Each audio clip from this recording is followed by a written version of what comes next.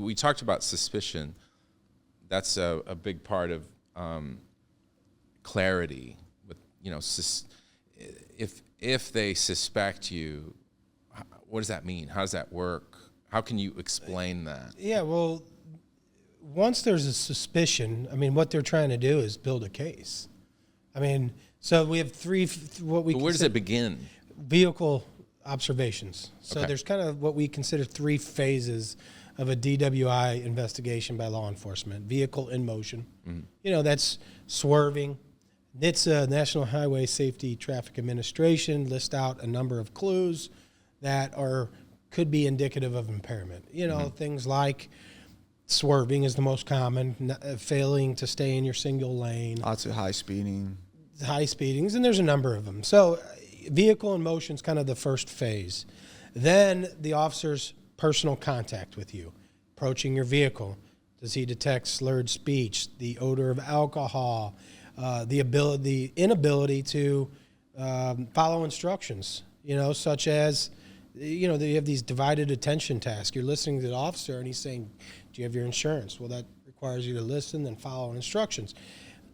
They're observing all these things. Does that driver have an inability to follow the instruction? Does that driver have the inability to, we're now having to grab out an insurance, go to the wallet to find your ID, and so they're observing all this. Everything that you're doing from which you don't even know, from the time they're observing your vehicle to then your personal contact is what we consider kind of the second phase of a DWI investigation. The things that I just talked about, your speech, your eyes, again, the ability or inability to get items that they're asking you for. Typically, it's your license and insurance. And then finally, the third phase is the testing phase, which is, standardized field sobriety test, SFSTs is the acronym that we commonly use.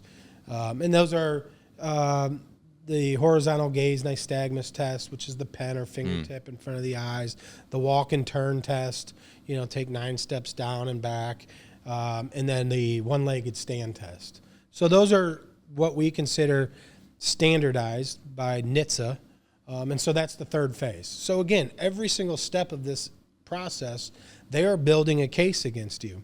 And you don't have any obligation to do any of these things other than to provide your license and insurance as a driver in the state of Missouri. Yeah, can you get into that a little bit? Yeah. You don't have to. And I think we've talked about this a little. I'm just going to jump in quickly, and I'm going to give it back to Steve. But, there are some lawyers, and I think Steve will agree with me, that, they like to pick apart the walk and turn and what we call the 6 clues, what he was talking about, the horizontal gaze and nystagmus and, other things they look for per NHTSA.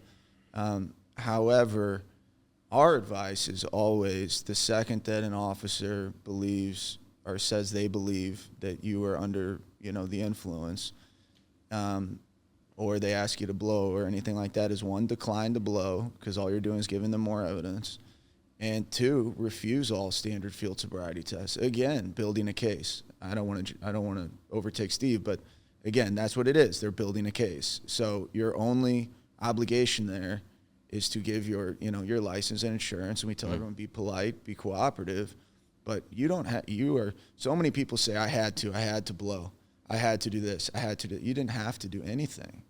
If I got pulled over and the officer said, I think that you're under the influence, I would say, all right, there's nothing to argue about. Take me into custody, and then